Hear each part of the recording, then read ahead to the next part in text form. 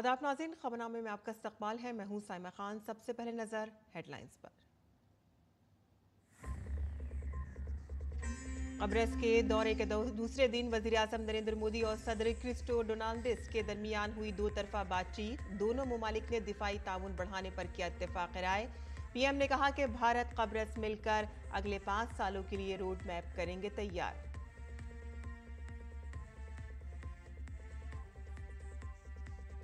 PM Modi को दी grand cross of the order Makarios से नवाजा गया। वजीर आजम ने यह एजाज 140 करोड़ भारतीयों को किया वक्फ। कब्रस के सदर को भारत के दौरे की दी दावत।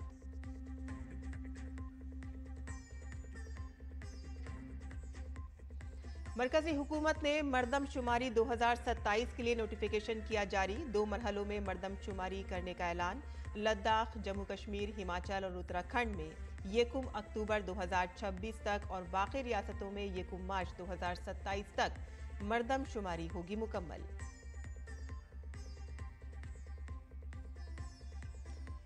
महंगाई के महाज पर अच्छी खबर। मई में थोक महंगाई की शरह 14 माह की कम तरीन सतह पर पहुंची। ईंधन से अशियाए खुर्दोनोश की कीमतों में कमी।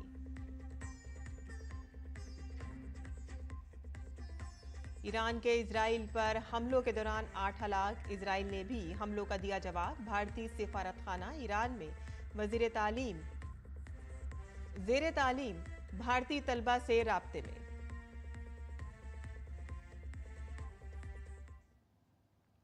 और अब खबरें तफसील से। वज़ीर आज़म नरेंद्र मोदी और कब्रस के सदर क्रिस्टो डोनाल्डिस की मौजूदगी में दोनों ममालिक के दरमियान वफूद की सतह पर बातचीत हुई। वज़ीर आज़म नरेंद्र मोदी ने कहा कि दोनों ममालिक अपनी शराकतदारी को स्ट्रेटेजिक समय सिमत देने के लिए अगले 5 सालों के लिए एक ठोस रोड मैप बनाएंगे। उन्होंने कहा कि दिफाई और सिक्योरिटी ताउन को मजीद मजबूत बनाने के लिए 2 तरफा दिफाई ताउन प्रोग्राम के तहत दिफाई सनत पर जोर दिया जाएगा। साझेदारी को स्ट्रेटेजिक दिशा देने के लिए हम अगले 5 वर्षों के लिए एक ठोस रोडमैप बनाएंगे।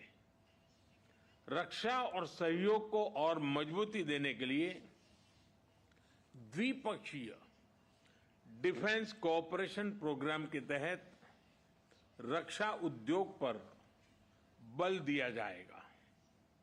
साइबर और मैरीटाइम सिक्योरिटी पर अलग से डायलॉग शुरू किया जाएगा। क्रॉस बॉर्डर टेररिज्म के विरुद्ध भारत की लड़ाई में साइप्रस के सतत समर्थन के लिए हम बहुत बहुत आभारी हैं। आतंकवाद, ड्रग्स और आर्म्स की तस्करी की रोकथाम के लिए हमारी एजेंसीज के बीच रियल टाइम इंफॉर्मेशन एक्सचेंज का मैकेनिज्म तैयार किया जाएगा। हम दोनों सहमत हैं कि हमारे आपसी व्यापार और निवेश में बहुत पोटेंशियल है। और पीएम मोदी ने कहा कि कब्रस भारतीय सयाहों के लिए पसंदीदा मकाम है। उन्होंने कहा कि मजीद मुआहदों को जल्द मुकम्मल करने के लिए काम किया जाएगा। Technology, innovation, health, agriculture, renewable energy, climate justice जैसे क्षेत्रों में आपसी सहयोग पर भी विस्तार से बात हुई है। साइप्रस में योग और आयुर्वेद के प्रसार को देखकर हम उत्साहित हैं। भारतीय टूरिस्ट के लिए भी साइप्रस एक पसंदीदा डेस्टिनेशन है। उनके लिए डायरेक्ट एयर कनेक्टिविटी बनाने पर जोर दिया जाएगा। हमने निश्चय किया कि मोबिलिटी एग्रीमेंट को जल्द पूरा करने के लिए काम किया जाएगा। वज़ीर आज़म नरेंद्र मोदी ने कब्रस के सदर क्रिस्टो डोनाल्डिस को भारत के दौरे के लिए मदऊ किया। पीएम मोदी ने कहा कि अक़वाम मुत्तहिदा को दरकार इस्लाहात के बारे में दोनों ममालिक के ख्यालात में मुमासलत है। उन्होंने सलामती कौंसिल में भारत की मुस्तकिल रुकनियत की हिमायत करने पर कब्रस का शुक्रिया अदा किया। सिक्योरिटी काउंसिल में भारत की स्थायी सदस्यता का समर्थन करने के लिए हम आपके आभारी हैं। पश्चिम एशिया और यूरोप में चल रहे कॉन्फ्लिक्ट को लेकर हम दोनों ने चिंता व्यक्त की है। इनका नकारात्मक प्रभाव केवल उस क्षेत्र तक सीमित नहीं है। हम दोनों मानते हैं कि यह युद्ध का युग नहीं है। संवाद से समाधान और स्थिरता की बहाली ये मानवता की पुकार है।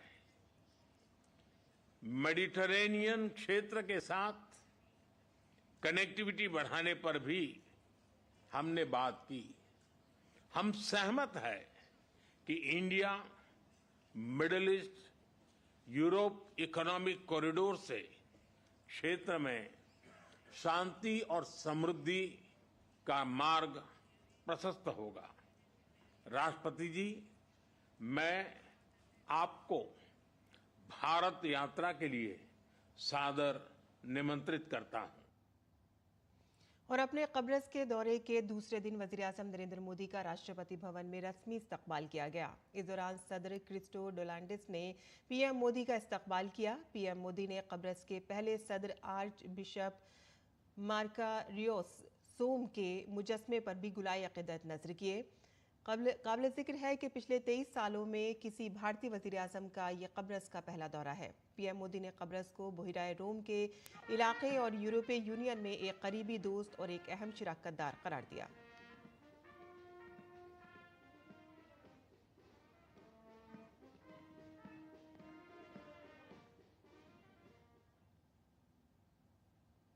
वज़ीर-ए-आज़म नरेंद्र मोदी और सदर क्रिस्टो डोलांडिस के दरमियान दो तरफा बातचीत भी हुई। दोनों रहनुमाओं के दरमियान बाहमी दिलचस्पी के मुख्तलिफ उमूर पर तबादला ख्याल किया गया।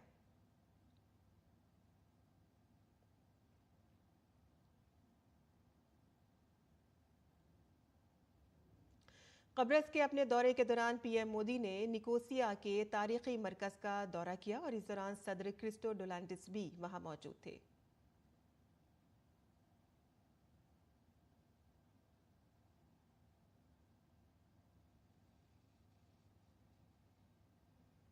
वज़ीर-ए-आज़म नरेंद्र मोदी को उनके दौरे कब्रस के दौरान grand cross of the order of Makarios सोम से नवाजा गया।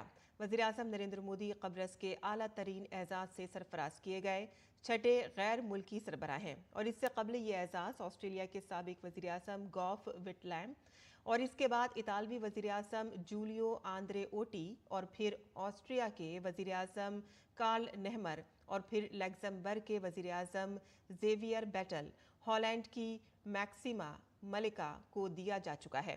काबिल जिक्र है कि इसका आगाज 1981 में कब्रस के उस वक्त के सदर स्पाइरोस क्रिस्पियानो ने किया था।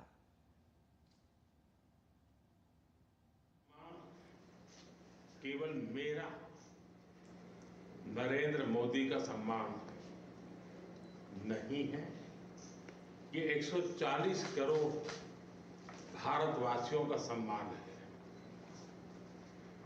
उनके सामर्थ्य और आकांक्षाओं का ये सम्मान है। ये हमारे देश के सांस्कृतिक भाईचारे और वसुधैव कुटुंबकम की विचारधारा का सम्मान है। मैं ये अवार्ड भारत और साइप्रस के मैत्रीपूर्ण संबंधों को, हमारे साझा मूल्यों और हमारी पारस्परिक समझ को समर्पित करता हूं। सभी भारतीयों की ओर से मैं इस सम्मान को अत्यंत विनम्रता और कृतज्ञता से स्वीकार करता हूं।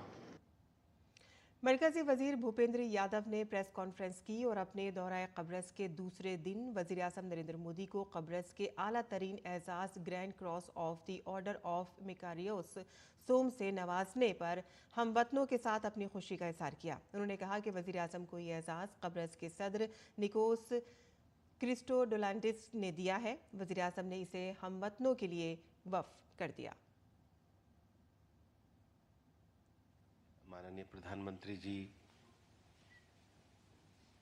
को साइप्रस में उनके देश का सर्वोच्च पुरस्कार मिला है। साइप्रस के राष्ट्रपति श्री निकोस क्रिस्टोडुलिफिडोस से ये जो सर्वोच्च पुरस्कार है, ये प्रधानमंत्री जी के व्यक्तित्व और कर्तृत्व के माध्यम से वैश्विक स्तर पर, पर्यावरण के स्तर पर, नेतृत्व के स्तर पर, अंतर्राष्ट्रीय स्तर में भारत के गौरव के स्तर पे उनके योगदान के लिए आज ये उनको सम्मान मिला है। उनको अंतर्राष्ट्रीय स्तर पर 23वां ये सम्मान मिला है। हम निश्चित रूप से ये भारत के लिए भी गौरव का क्षण है।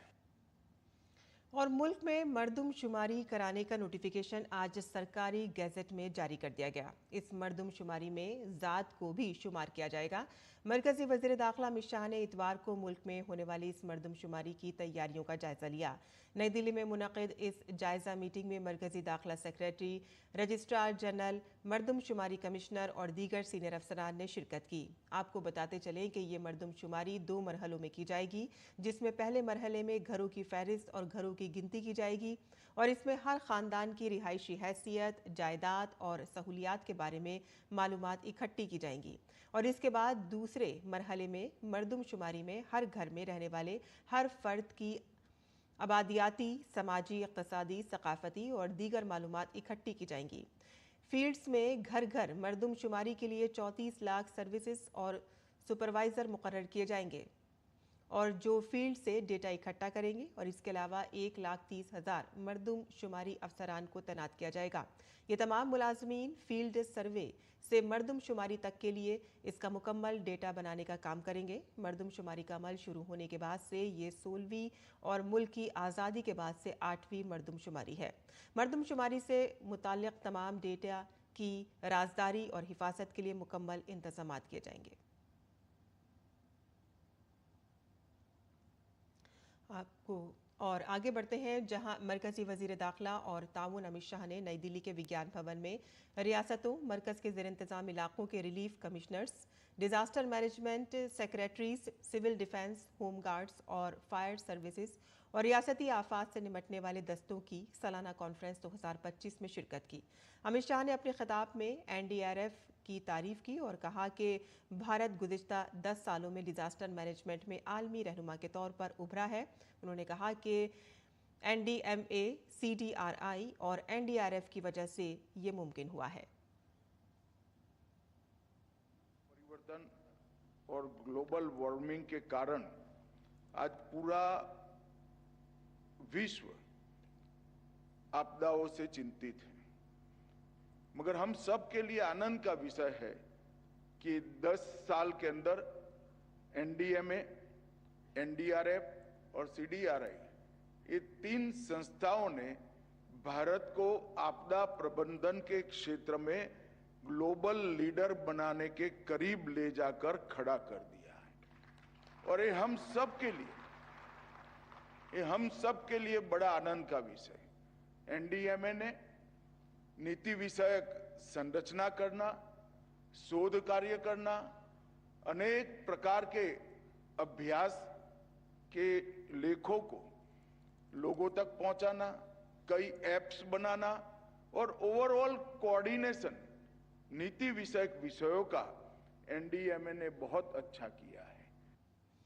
मरकजी वज़ीर दाखिला और ताउन अमित शाह ने कहा कि NDRF ने पिछले कई सालों में मुल्क भर में काफ़ी शोहरत हासिल की है। NDRF की मैं बात करता हूं तब मेरे ही विभाग के तहत काम करने वाला संगठन है, मगर मैं बेझिझक होकर कह सकता हूं कि पूरे देश में एनडीआरएफ ने अपनी एक छवि बनाई है, ख्याति भी अर्जित की है और सम्मान भी प्राप्त किया है। और एनडीआरएफ के संरचना में एसडीआरएफ का भी बहुत बड़ा रोल रहा है। एसडीआरएफ के जवानों को एनडीआरएफ के तर्ज पर ट्रेन करने के लिए भी एनडीआरएफ ने बहुत बड़ा काम किया है। साबिक वज़ीर आला विजय रूपानी की अहमदाबाद एयर इंडिया के तैयारे के हादसे में मौत हो गई। पीर की सुबह उनकी लाश उनके अहले खाना के हवाले कर दी गई और हवाई जहाज के जरिए राजकोट लाई गई। उनके जसद खाकी को आखिरी रसूमात के लिए उनकी रिहाइश गाह पर रखा जाएगा। विजय रूपानी का आखिरी सफर राजकोट की सड़कों पर होगा, जिसके बाद शाम को पूरे सरकारी एजाज के साथ उनकी आखिरी रसूमात अदा की जाएंगी। अमेरिकी आला हुकाम और एयरक्राफ्ट एक्सीडेंट इन्वेस्टिगेशन ब्यूरो के एहलकार अहमदाबाद तैयारे के हादसे की तहकीकात के लिए अहमदाबाद पहुंच गए हैं। वो तैयारे के हादसे की जगह का मुआयना करेंगे। बोइंग की टीम भी तहकीकात के लिए अहमदाबाद तैयारा हादसे के मकाम पर पहुंच गई है। अहमदाबाद तैयारा हादसे के बाद 3 दिनों में अब तक 250 लाशों के डीएनए नमूने लिए जा चुके हैं और 80 लाशों की शिनाख्त कर ली गई है, जबकि इनमें से 33 लाशें उनके लवाहिकीन के हवाले कर दी गई हैं। हवाले की गई लाशों में से 8 की शिनाख्त हो गई है। लाशों को एम्बुलेंस के जरिए आबाई इलाकों में पहुंचाया जा रहा है। रिलीफ कमिश्नर और महकमा महसूलात के सेक्रेटरी आलोक कुमार पांडे ने अहमदाबाद तैयारा हादसे पर कहा कि मरने वालों के अहले खाना की मदद के लिए 230 टीमें तश्कील दी गई हैं। ये टीमें खानदान को उनके गांव ले जाएंगी और आखिरी रसूमात तक उनके साथ रहेंगी ताकि उन्हें किसी किस्म की तकलीफ का सामना ना करना पड़े। दरियासना फ्लाइट डेटा रिकॉर्डर एफडीआर और कॉकपिट वॉइस रिकॉर्डर सीवीआर को तलाश करके महफूज कर लिया गया है। तैयारे के दोनों ब्लैक बॉक्स तलाश करने से तफ्तीशकारों के लिए हादसे की वजह जानने में आसानी होगी। और ईरान और इजराइल के दरमियान जंग थमने का नाम नहीं ले रही है, बल्कि दोनों ममालिक के दरमियान हमले रोज बरोज बढ़ते जा रहे हैं। इसी दौरान ईरान ने इजराइल पर हमलों की एक नई लहर शुरू कर दी है। इजरायली फौज का कहना था कि ईरान ने 100 से ज्यादा ड्रोन से हमले किए हैं, लेकिन हमारे फिजाई दिफाई निज़ाम ने उन्हें रोक दिया। इजरायली फौज के रेडियो के मुताबिक इन हमलों में मरने वालों की तादाद 8 हो गई है। ईरानी मिसाइलों ने खास तौर पर तेल अवीव और बंदरगाही शहर हाइफा को निशाना बनाया। इजरायली आला हुक्काम का कहना है कि हाइफा में इमदादी कार्रवाइयां जारी हैं, जहां 30 के करीब अफराद जख्मी हुए हैं और एक पावर प्लांट में आग लग गई है। तेल अवीव के गुंजान आबाद इलाके में कई रिहायशी इमारतें तबाह हो गई हैं, जिनमें अमेरिकी सिफारत खाने के करीब वाक़ होटल भी शामिल हैं। इसी दौरान ईरान के पासदाराना इनकलाब ने कहा कि उन्होंने एक नई तकनीक इस्तेमाल की है, जिसकी वजह से इजराइल का दिफाई निज़ाम एक दूसरे से टकरा गया। इस नई तकनीक से कई अहदाफ को निशाना बनाया जा सकता है। वहीं दूसरी जानिब इजराइल ने जवाबी कार्रवाई करते हुए आज सुबह ईरान के पासदाराना इनकलाब के कमांडर सेंटर पर हमला किया और इजराइल के वजीर दिफा ने खबरदार किया है कि तेहरान को उसकी भारी कीमत चुकानी पड़ेगी। इजरायली फौज ने दावा किया है कि यमन से बैलिस्टिक मिसाइल दागा गया है। इजराइल के कई इलाकों में दुश्मन के तैयारों के सायरन फाल कर दिए गए हैं और साथ ही सदर पेजेशियान ने ईरान की पार्लियामेंट में इस बात का इयादा किया है कि उनका जौहरी प्रोग्राम पुरअमन है, लेकिन तहकीक जारी रहेगी। ईरान के सदर ने तमाम शहरियों पर जोर दिया है कि वो अखलाकियात को एक तरफ रखकर इजराइल के खिलाफ मुत्तहद हो जाएं और इससे कबल इतवार को इजराइल ने दावा किया था कि ईरान की पासदाराना इनकलाब इस्लामी के इंटेलिजेंस चीफ और 2 दीगर जनरल हमलों में मारे गए हैं। ईरान में भारतीय सिफारत खाना इजराइल और ईरान के दरमियान जारी तनाज़े की मुसलसल निगरानी कर रहा है।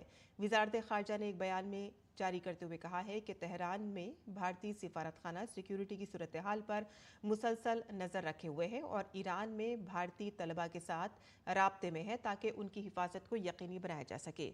कुछ मालूमात में तलबा को सिफारत खाने की मदद से ईरान के अंदर महफूज मकामात पर मुंतकिल किया जा रहा है।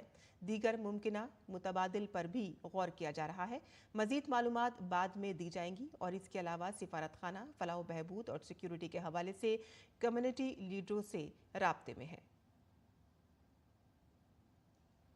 उत्तर प्रदेश में आसमानी बिजली गिरने से 30 से ज्यादा अफराद हलाक हो गए हैं। मुख्तलिफ अजला में आसमानी बिजली गिरने से मुतअद्दिद अफराद लुक़मा अजल बन गए और सबसे ज़्यादा 5 लोगों की मौत प्रयागराज में और 3 जौनपुर में आसमानी बिजली गिरने से हुई है। गोरखपुर और ललितपुर में 2-2 लोगों की मौत हुई है। गुज़िश्ता 24 घंटों में रियासत के कई अजला में आसमानी बिजली ने तबाही मचा दी है। तूफान, ज़ालाबारी, आसमानी बिजली गिरने के पेश नज़र वज़ीर आला योगी आदित्यनाथ ने मुताल्लिक़ा अजला के आला हुक्काम को हिदायत दी है कि वो पूरी तेज़ी के साथ राहत का काम करें।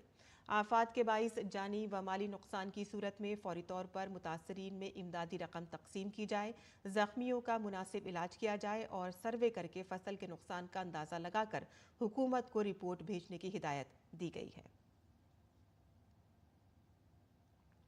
वहीं उत्तर प्रदेश के आगरा में आज सुबह बारिश से लोगों को गर्मी से राहत मिली और दर्जे हरारत में भी कमी आई। मुंबई में भी तेज बारिश हुई। बारिश के बाद कई इलाकों में पानी जमा हो गया।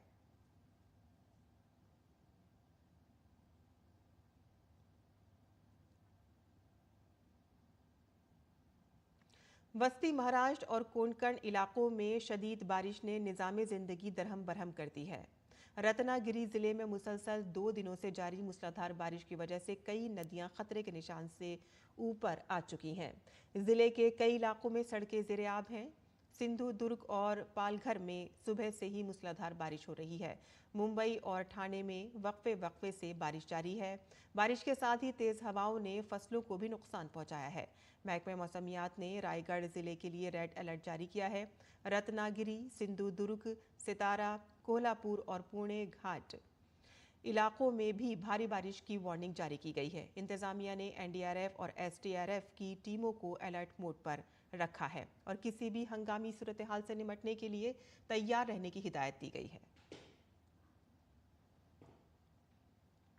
मरकजी हुकूमत के 11 साल और दिल्ली के 100 दिन मुकम्मल होने पर दिल्ली बीजेपी के दफ्तर में एक नुमाइश का एहतमाम किया गया। इस नुमाइश का इफ्तिताह मरकजी वजीर हरदीप सिंह पुरी ने किया। उन्होंने दिल्ली में किए गए तरक्याती कामों के लिए दिल्ली की वजीर आला रेखा गुप्ता की तारीफ की। उन्होंने कहा कि दिल्ली में बाकी तरक्याती काम अभी मुकम्मल होना बाकी हैं। मरकजी वजीर ने कहा कि दिल्ली में लैंडफिल साइट का रीप्रोसेसिंग किया जाएगा।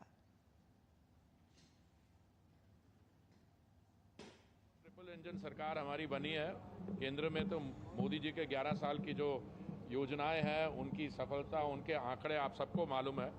उसके साथ साथ अब दिल्ली में और अभी एमसीडी में, इसलिए मैं समझता हूं हमारे पास कोई एक्सक्यूज नहीं है इसके बाद। ये तो हमें विकास का जो काम है और दिल्ली का जो ड्यू है उसको पूरा करके बहुत जल्दी करना पड़ेगा। जो दिल्ली में 100 दिन में आपने किया है और अभी तो शुरुआत है। मुझे पूरा विश्वास है कि वेस्ट रिप्रोसेसिंग जो है, अरे कूड़े का पहाड़ बन गया। क्यों? क्योंकि लोग रिप्रोसेसिंग करते नहीं थे।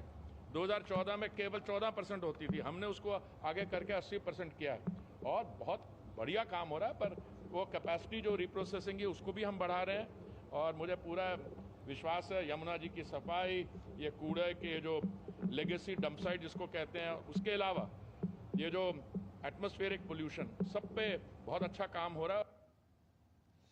और खेल की खबरों में आर्म्ड डुप्लांटिस ने 12वीं बार मर्दों के पूल वॉल्ट का आलमी रिकॉर्ड तोड़ दिया है।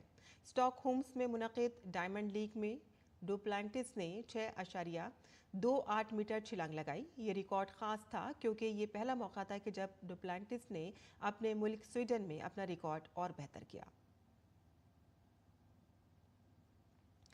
आईसीसी ने वनडे क्रिकेट में 2 नई गेंदों और कनेक्शन सब्स्टिट्यूट प्रोटोकॉल के उसूल में अहम तब्दीलियों को मंजूरी दे दी है।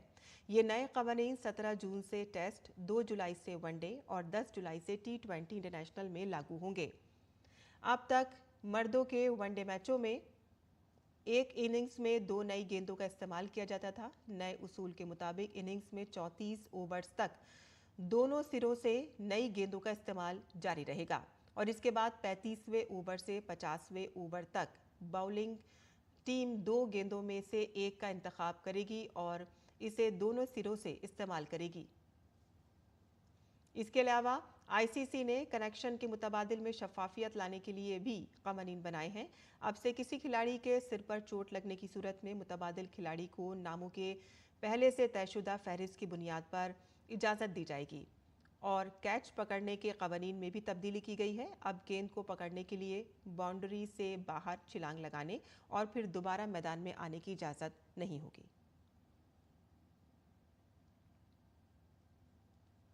और इसी के साथ ही हमारा खबरनामा यहीं ख़त्म होता है। हमारी पूरी टीम को इजाज़त दें। आदाब।